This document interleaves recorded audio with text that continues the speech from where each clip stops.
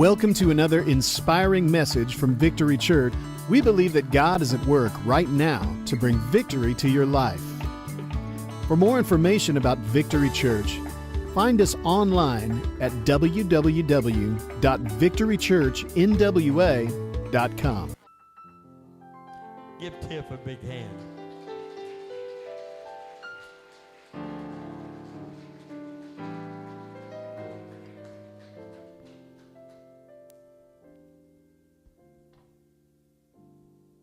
Okay, what a worship. Can you guys hear me? I'm loud, but you know what I love? I'm going to start off with a little bit of gratitude, but that's not what my sermon's about. But we are having Thanksgiving Sunday, and what I'm grateful for this morning is that we were able to move away from programs and templates this morning. Did you guys see that? I'm not even sure. Okay, some people look confused. Do you not know what I'm talking about? Programs. We set up a structure. We're going to come in. We're going to do 3 songs. We're going to pray. We're going to go shake hands. But there's a time when the Spirit enters the atmosphere that we break away from what our plans were. And plans are good, right? It's not that we have plans to destroy anything or we have things like that. We try to follow a structure, right, to make sure. But there's a point where the Lord takes over and says, I don't need your plans and programs. You showed up, and I'll take over from here. And so I'm just grateful for a morning today that we were able to truly let the Lord move and to move in a state of worship, to open up the atmosphere, and so he could be here present with us. So super grateful for that. Okay, let's be honest for a second. Who's had a long week? Okay, all right, we got like 5 hands. So I'm glad it's not been a long week for everyone. Well, who has it been a long month for? Today, okay, I see more hands. Okay, same. Okay, so I was talking to somebody out front this morning, and I said, you know, we're exhausted. Anyone feel that? We're exhausted. And do you know why we're exhausted? I did tell Judy earlier. You know, she was going to tell me. I did tell her earlier. I said it's because we're living in survival mode. So every single person in this room, I don't care who you are or what you're going through, we are all in this world living in survival mode. And we were not created, we're exhausted, because we were not created to live in survival mode. So I'm just going to kind of open things up with that. So last Sunday, Pastor was talking about what it is that we were called to do, that we were called to lead our next generation, that we were called to lead the lost to the Lord. Is that a true statement? Is that what we're here for? It's what Pastor said. It's the word the Lord gave him. And as he spoke, an FYI, neither Lance or I know at least I, had no idea that Pastor would ask us to speak. So we didn't have this on the calendar. He's here. He wasn't going somewhere. So he asked us at the end of service. But as he was preaching what our call was, the Lord spoke, lead boldly. And I said, okay, that has been in my spirit for a bit now, but he spoke very clearly in this sanctuary, lead boldly. So what does that mean? What does it mean to lead boldly? So I'm going to start with some definitions. I like to go by the facts, so we're going to talk about what the definition of lead is. So lead can be used as a noun or a verb. As a verb, it's to guide on a way, especially by going in advance. Okay? Then as a noun, the initiative in an action, an example for others to follow. So in order to lead anyone anywhere, you're going to have to have, 1, been there. That's what it said, right? And 2, be an example that they will follow. Okay, so that was lead. So what about the definition of bold? Showing an ability to take risks, confident and courageous. So bold leadership is the ability to lead and manage change with agility, just meaning you can move back and forth. And it involves taking risks, being confident, and having a mindset of excellence. So why am I sharing with you definitions, right? We're in the house of the Lord. Why am I sharing with you definitions? Tiffany, please get to the point. I'm sharing these meanings with you as a foundation about what we are going to talk about today, so we can kind of level set where it is that the Lord is going to take us. This topic of leading boldly, I said, has been on my spirit a lot lately. I spoke recently at a professional, so it was a business Christian women's event, and that was what they asked me to. So they came up with a topic, and they asked me to come speak, and it was on leading boldly, and I was like, okay. So I went into prayer because I really wanted to be sure that I was going to show up and speak not what I felt leading boldly was, but what the Lord wanted these people to hear. So I went into prayer. I actually went pretty heavy into prayer because of this. Although this was a Christian women's event, not everyone that was going to be there was believers. Do you know how I knew that? Because a lot of people told me they were going to come that are friends of mine, that work with me. And guess what? A lot of people that follow me, especially professionally, are not believers. They're not Christians. So between them wanting to support me and the title of the session itself, everybody wants to lead bold, right? Doesn't that sound like a great thing? No one says, I want to go be a weak leader. They say, I want to lead bold, right? So between that title, they showed up. And this was my opportunity to really dig into what the Lord wanted me to share and to do so in a bold way so they could hear what it is he needed them to hear. They were there that day on purpose. I had no idea who would show up, who didn't. They were there on purpose that day, just as you are here.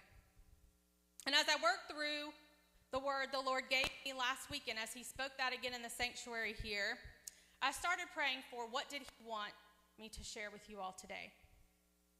Someone said, do you get nervous when you get up there and speak? And I said, not anymore, because I realized that I can prepare, but the Lord takes over. He's going to share. He knows who's in this room and who has what he needs. So I will prepare, and he will change and take over as he wishes. So as I prayed, what did he want for this room? What did he want you and those of you watching online to hear today? Leading boldly means showing up as your whole self. Do you know what that means? It doesn't mean I just brought my body to this room. It means that I stepped into this room and any room that I step into as anything and everything that the Lord has created me to be. But in order to show up as your whole self, first you have to know who your whole self is, right? How do you show up as something you have no idea what it is? And what that actually translates is not who you think you are, but who God says you are. The world, society, your past, your shame, your guilt, and this culture will tell you who you are and who you are not if you let it. You see, the enemy's goal is for you to minimize how you show up, that you show up as just a fraction of who you really are. And if you can show up as how all of those things that I just talked about and all of those people that have come against you and have been in your life have defined you, then guess what? You're not a threat to the enemy. You're not a threat to him. What we forget is that over and over, since the beginning, when we were in the womb, Satan has been trying to steal everything that's ahead of you. Every single thing. Sit back for a moment. Think about everything that's happened in your life. Everything that's happened to you. What about every single time you've just made it? Anybody had those moments, or is it just me? Like, I wasn't supposed to make it through that thing. I should not have made it through that thing, but I made it. Anyone have those moments? Okay, sit back and think about that for just a minute. That was God's hand. And because you've made it through each and every one of those things, you are still here on purpose. You are still here for purpose. And I'm sure you're probably thinking, me? What does God need me for? All-powerful God that can do anything and everything, what does he need me for?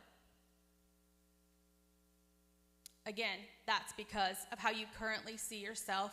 And let's be real, it's likely due to everything that you've been through. We've all walked through trauma. But it's because of that mindset that you are not able to fully move in the call that he has laid out for you. I don't care who you are. I don't care where you've been. I don't care what you've been through. I'm here to tell you that you get to choose. So when we talked about what leading bold was, leading and bold, you get to choose.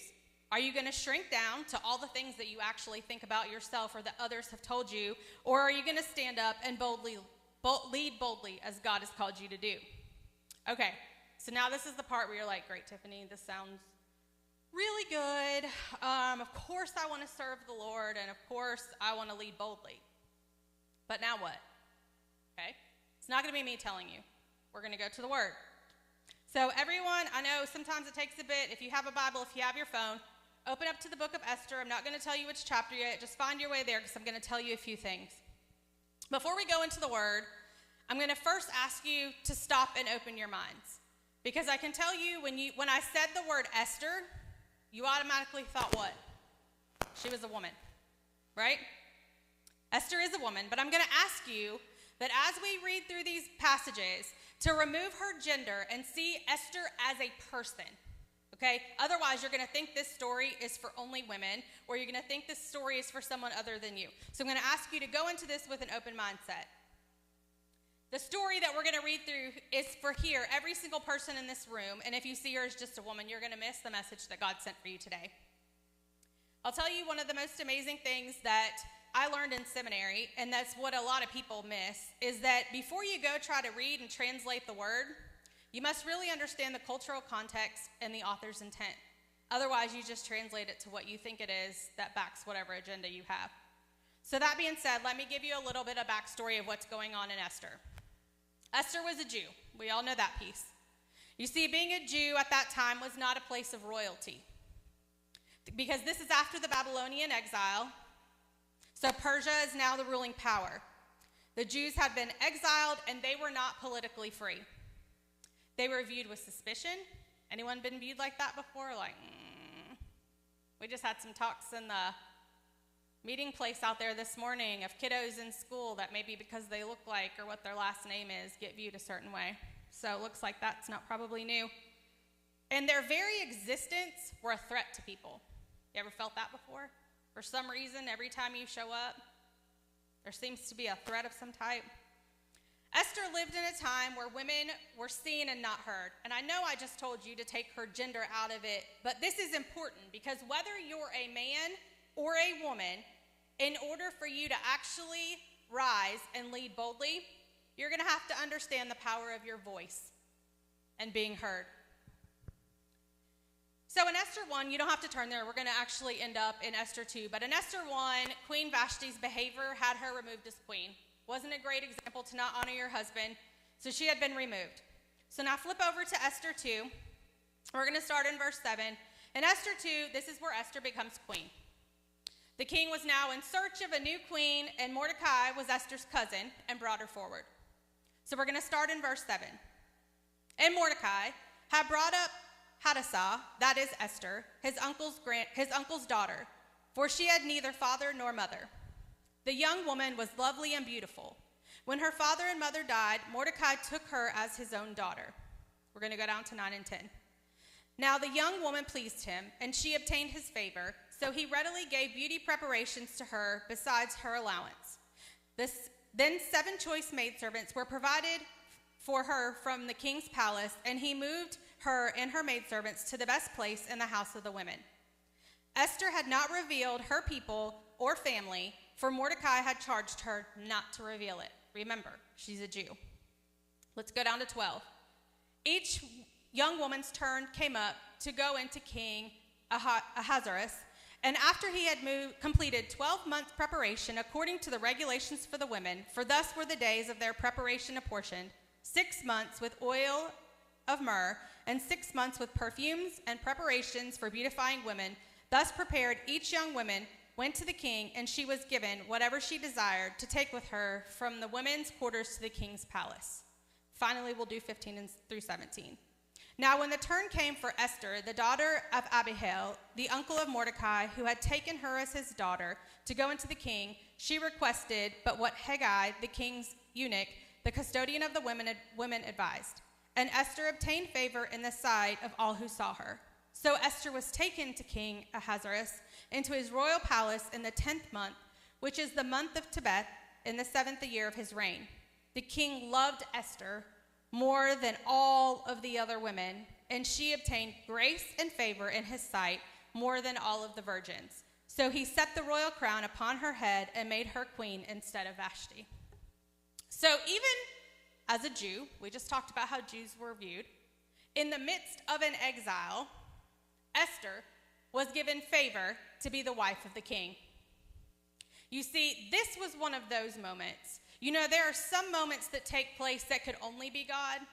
Have you had any of those moments of like, I can't even attribute that to luck or someone helping me? One of those moments that this could be nothing but God. That was one of those moments. Only God could get the glory. Esther's favor was unexplainable, and Haman couldn't stand it. We all remember Haman? His jealousy rose and compiled a plan to destroy her and her people. You see, Esther was different. Let me ask you a question. Who in this room has ever felt different? Only like 4 people have felt different. I'm really glad that you guys have never felt that. I have felt that my entire life. And if you haven't felt different, have you ever felt rejected? Anyone ever felt rejected? I'm here to tell you that you are considered and created different on purpose. If you were the same as every person in the places he set you, how would they see him? All they would see is themselves, right?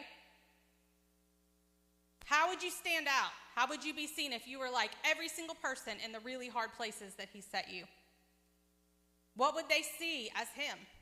They wouldn't. All they would see is what they were. So stop letting that different hold you back. And remember that he makes no mistakes. He created you, exactly the way he created you for those that he's going to bring to you. If he has not already brought them, he is going to bring them. And if you look like them, he cannot send those that need you. Okay, let's move to Esther 3. This is where the conflict comes in. So we're going to go to Esther 3, verse 2. All the king's servants who were in the king's gate bowed and paid homage to Haman. Remember Haman? For so the king had commanded concerning him. But Mordecai would not bow or pay homage. Then the king's servants who were within the king's gate said to Mordecai, "Why do you transgress the king's command?" Now it happened, when they spoke to him daily and he would not listen to them, they told it to Haman to see whether Mordecai's words would stand.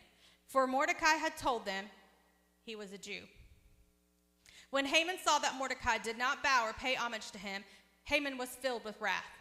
But he disdained to lay hands on Mordecai alone, for they had told him of the people of Mordecai.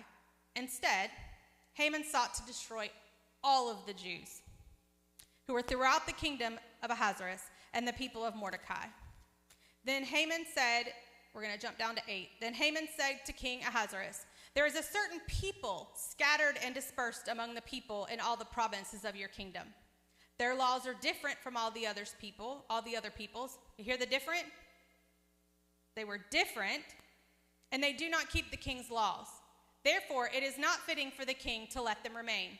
If it pleases the king, let a decree be written that they be destroyed, and I will pay 10,000 talents of silver into the hands of those who do the work to bring it to the king's treasuries." And 10, so the king took his signet ring from his hand and gave it to Haman, the son of Hammedatha and Agagite, the enemy of the Jews. And the king said to Haman, "The money and the people are given to you to do with them as you see good." So Mordecai said he was a Jew, right? To this point, no one knows Esther is a Jew. Okay? Now Haman's starting to put the pieces together because remember, Mordecai brought Esther forward. So Mordecai brought Esther forward. He would not bow to Haman. He would not bow to the king, and he couldn't stand it. So he decided to devise a plan to destroy God's people. Can you imagine a wrath being so strong that you don't want to destroy the person coming against you, but you want to destroy an entire population of people because someone wouldn't bow to you? That insecurity is really loud. I mean, seriously. Have you ever been there? Have you ever felt like you have this target on your back? Like whatever you do, whatever you achieve, because that's usually what gets them. Like if you start shining and achieving, simply the favor of God puts that target on your back. Okay, y'all, we are not Jesus. We are not God. So we are human. So what that means is it is extremely uncomfortable. So what we choose to do, and I'm talking to my teenagers in the room right now, all this applies to adults as well. We choose to conform to what our peers at school want, to maybe what our parents want, maybe to what society wants. We start doing things that start taking us away from, remember I told you Satan was trying to steal what you had since the time you were little? So guess what? You start then moving further and further away from the call of God. So this target is exactly what has now been placed on Esther's back. So through the rest of chapter 3, we're not going to read through all of that. Haman devises a plan again to destroy the Jews. We're going to go through a couple more passages, so turn to Esther 4. We're going to go through 1 through 5. I'm reading through these scriptures on purpose because if I stand up here and tell you a bunch of things, all you're going to leave thinking is Tiffany told me some amazing things, woo. What I want you to understand is that this is not my story. This is the story that God left behind for you. This is the word that he brought to you guys today, okay? So I'm standing up here, but I'm just the vessel. If you don't like what he's saying, you're going to have to take that up with him later. Don't even come tell me, okay? So I need you to listen because the story is for you. Whatever it is you're walking through right now, there is something and there is someone that has to be saved through you. And if you keep on in how you showed up today, you're not going to be able to make it, and neither are all those people that are waiting on you. Verse 1. When Mordecai learned all that had happened, he tore his clothes and put on sackcloth and ashes. He went out into the midst of the city. He cried out with a loud and bitter cry. He went as far as the front of the king's gate, for no one might enter the king's gate clothed with sackcloth. And in every province where the king's command and decree arrived, there was a great mourning among the Jews. Imagine, we're going to be destroyed. With fasting, weeping, and wailing, and many lay in sackcloth and ashes. We just talked about what we're feeling like, how tired we are, how we're living in survival mode. So Esther's maids and eunuchs came and told her, and the queen was deeply distressed. Then she sent garments to clothe Mordecai and take his sackcloth away from him, but he would not escape them. He would not accept them, Then Esther called Hathach, one of the king's eunuchs, whom he had appointed to attend her. And she gave him a command concerning Mordecai to learn what and why this was. So this is where Esther, she's in the palace. She doesn't know what's going on out there. This is where she finds out Haman has built a plan to destroy her people. This is also where God steps in. You know that time that God sends that particular person to tell you that one thing, but it's him, but you wouldn't listen to that person, right? Not that person. Esther has a choice here. She can shrink down and let someone else go save her people. It'd probably be easier. I can just stay in here and be comfortable, eat my snacks. Or she can use the position of favor that the Lord gave her. Remember, she's a Jew. She's not supposed to be there. You know that place you're in that you're not supposed to be? Maybe you didn't have the degree to get there. Maybe you didn't have what you would assume is the intelligence to get there. You know that place that you're at? So verse 13 to 16, this is where I'll wrap up with the verses. And Mordecai told them to answer Esther. Do not think in your heart that you will escape in the king's palace more than all the other Jews. For if you remain completely silent at this time, you hear me?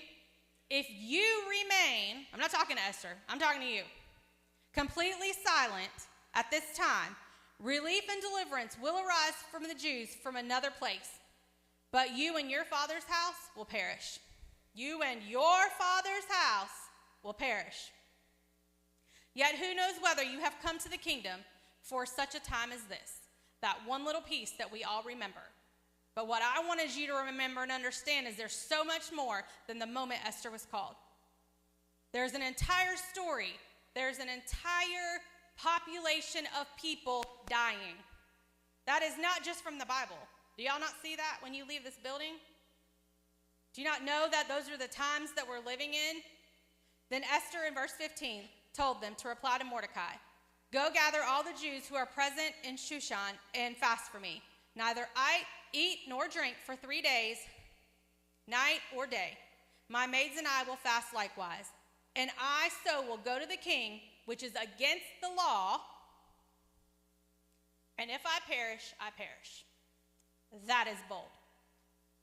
So you, even if it means you won't make it, are you willing to show up so other people will? I see some head nods. But do you know that that's going to be harder than your head nod? Do you know that that's going to mean you're going to have to change some things? She chose to rise up. We know the story. She chose to speak for what was right. She chose to take her position of royalty and leadership and lead boldly. And in the end, we know the story. It saved her people. And my favorite part, that's the human in me, Haman hung himself. You don't have to worry about Haman. You don't have to worry about your side of the story. Who knows that you're justified? Who knows that you are or not what people say you are? Haman hangs himself. This is what leading boldly looks like. We just saw it from the word. But you get a choice. God gives each and every one of us free will. We get a choice. But we are in times just like what you read. Sometimes we take this book and we're like, oh, that was such a long time ago. I don't even know those people. They're nothing like me. That's a lie. It's a lie. We're living in those same times. Are you not at Babylon every single day when you go to work?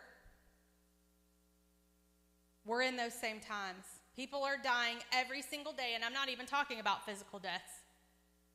The living in survival mode day after day, the drugs, the alcohol, the sex, we are dying.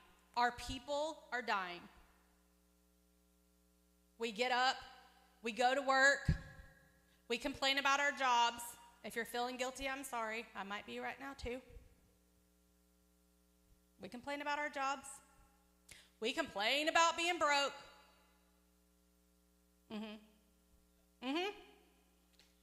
We complain that no one likes us. Come on. We complain about everything, y'all. Everything we complain about. We're missing it. That's the main thing I want to tell you today. We're missing it. God didn't send you here to be comfortable. I know that's what you're looking for, because as humans, we want to be in this awesome bubble where we have like all this money and all these friends and doing all these amazing things, but that's not what God sent you here for. So if you're doing that, I challenge you to look at your life. He sent you here on mission just as he sent Esther. He sent you here, Esther, to save his people. But you've gotten caught up. You're caught up in how sick you are, how old you are, how young you are, how lonely you are. You are missing it. We are missing it. We, the capital C church. Do you guys know what the capital C church is? That's us. That's no matter what building you reside in, we are the capital C church, and we, the church, are missing it. God is calling you to rise up. He's calling you and me to be the people that he needs to save our nation. Here's the thing. We just had this lovely election. Okay, y'all know I don't like to talk about the election. But when God tells me to, we just had this lovely election.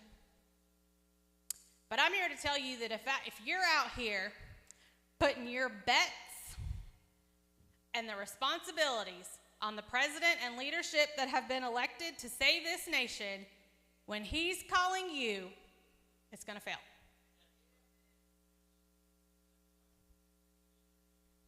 He needs you. He's calling you. We feel like, I don't have the qualifications. I don't have a degree. All he asks for is your yes. You see 50 million different examples. We read them every week after week. Pastor uses them in his sermons. Everyone uses them in his sermons. We read Bible stories growing up. We have them, but we forget. Which of these people in this Bible had this perfect, pretty life? Which were like these highly educated, bougie people? Nothing. None of them. God left these people in this book for you to see that you are not so different. And when you can't figure out what it is you're supposed to do, he already gave you what to do. It's right here. But you would rather complain and be miserable and tired. So again, you get to choose. You can choose to operate and act as every horrible thing you've been through or done. I'm sure I'm not the only one that's probably done some things I regret. It's not just about the things that have happened to you. Most often what we think disqualifies us is the things that we've done. But you get to choose. You can live and sulk in that, or you can speak up to your I'm not good enough and let your spirit take the one of boldness that the Lord has given you. Listen. Stop striving to be loved. And I know I'm not talking to just one person in this room. Stop striving to be loved. Striving is painful. You know why? Because it's not yours. Stop striving to be loved. Stop striving so hard to be seen. See me. Understand that the only acceptance and validation you need, you were born with. He sees you. He loves you. He chose you. But you, okay, now we're talking to you about you. You keep seeing yourself and acting like you forgot. Did you forget? Is it only around Easter where we remember what was given for us? When we watch Jesus be beaten? Is that the only time you remember? Y'all, we are sons and daughters, but we're acting like slaves and dishwashers. And we have to start acting with the spirit, the bold spirit that God has given us. In your boardrooms, in your meeting rooms, in your mentor sessions. Okay, you're like, I don't have any of those, Tiffany. Let's chat. Your grocery stores. Do you go buy groceries for your family? Do you walk in there irritated because there's 5 million peoples and inflation, you can't even afford the groceries in your cart? Your school classrooms. Youth, I'm talking to you. In your school classrooms. You know what? If you only just hang out at home, you've got neighbors' porches. Speak up. Even, remember I talked about your voice and how the story of Esther was really for you to remember the power of what your voice can do. But if you don't use it, it's void. Speak up even when it sounds foreign to every single other person around you. Remember what you were sent here for and who sent you. No company, no boss, and no person can take that from you. Jesus died to give that to you. Now rise up and take it. Now I'm going to leave you with some final news. Maybe this is a surprise. Probably not. You're not going to wake up every day feeling bold. Okay? This isn't like, oh, I left this sermon, I turned this light switch on, and I feel bold. Maybe you do here, because usually we have the feelings of what we heard, so we feel good. You're probably not going to wake up tomorrow feeling bold. The reason is we've each walked through so much trauma, and honestly, on this side of heaven, you still have more to come. Sorry. Flip over to Revelation, read the Bible. It prophesies we still have a lot yet to come. But you have to make your God bigger than your situation and chaos, and that is a choice. You must remember that you are bold. Okay. If you don't hear anything else I said today, hear this. You are bold because he is your father. That's it. There's nothing else that qualifies you. You're not bold because you feel like it. You're not bold because you're educated. You're bold because of who he is. That's it. And you're going to have to be intentional about reminding yourself of that and who he's called you to be and who he says you are, and shut every other voice out. Guess what? The loudest voice is the one in your head. You can isolate all you want, and that's what you're doing, because you don't want to hear what all the people have to say about you. But guess what? It's your own voice that's stopping you. It's the voice in your own head. Any voice that says anything different than what God says about who you are, turn it off.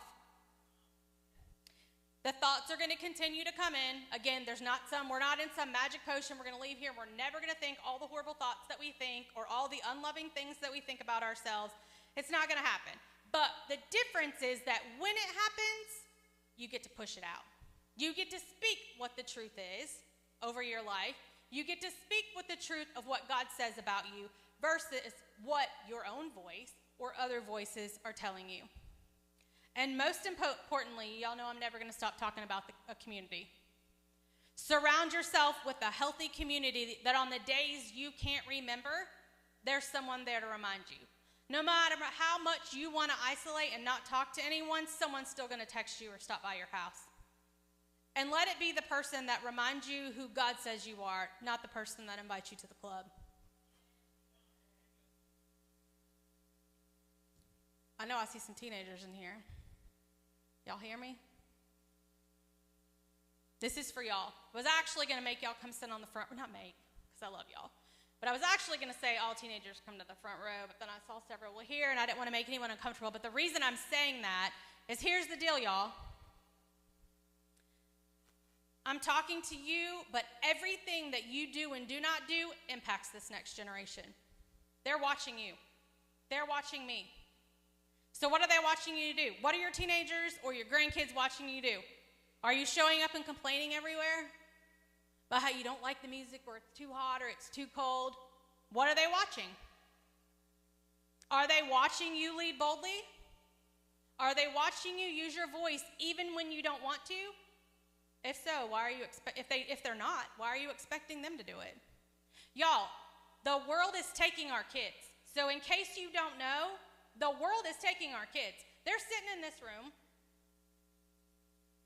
I can almost guarantee you, mostly, y'all, I got 2 teenagers in this room, so I'm not exempt. I can promise you that most of the teenagers are sitting in this room because their parents made them come to church. So how do we make this, okay? How do we make this a place that teenagers want to show up? How do they get filled with the word? Because here's the thing. If you're already under the assumption, someone made me come here and there's nothing there for me. Remember, we just talked about it with the Bible. Those aren't for me. This is just stories of someone else. If we don't create a place that they actually feel like they're going to get something to help equip them out there, they're not going to come. They're not going to come. And guess what else? They're not going to know what to do out there. So find you a community. You've got this because he's got you. And lastly, step out of the victim mentality. Listen, I know some stuff's happened to you. Some stuff's happened to me too. A lot of stuff, okay? But I can choose, all the worship songs, these weren't even the ones that I thought were coming, okay? All of these worship songs just talked about a wretch like me. Broken, being whole. That is me. That is my story. I do not have some pretty story, and it's not about me. Neither do you, I'm sure. No matter how long you've been a believer, I can promise you that you do not have a pretty story. But you get to choose to be a victim. Poor me. You can choose that. And guess what? Your kids are going to choose that too, because you're creating generational cycles where they'll just poor me too. Or you can rise up and say, I don't care what I have done, because someone died for me, so I get to be whole and healthy and free and chosen and beautiful and called. That's what you get to choose. So, now you're going to repeat after me. I am bold. Okay. Mis hermanos y hermanas, hispanos. Soy atrevido or atrevida. Hopefully I did it right. Is that right? Okay. Yeah? Okay. I tried. I know Spanish, but some of these words, I didn't know bold in Spanish. I never said that. I am chosen. A little bit more. Yeah, you have to speak with authority. Remember I told you about the voice you have? If you show up and say, I'm chosen. I am bold. I am chosen. No, I am bold. Put your shoulders back. I am bold. I am chosen. Let's see if I get this right. Soy elegido? Yes. Okay, do it. The whole room. I only heard one sister. Yes. Okay, and then you're going to probably have to do this last one, but I will rise and lead boldly. My teenagers, I will rise. I will rise and lead boldly. What you say is what you will do. What you say is what you will be. All right, let me just. Okay, what you say is what you will be. There is power in your voice. There is power in your voice. But you have forgotten. You have power in your voice. But if you choose to never use it, don't be mad when our people are dying. I will rise and lead boldly. We hope you enjoyed this message from Victory Church. For more information about Victory Church or to browse our media library, find us online at www.victorychurchnwa.com. Thanks be to God, who always leads us in victory.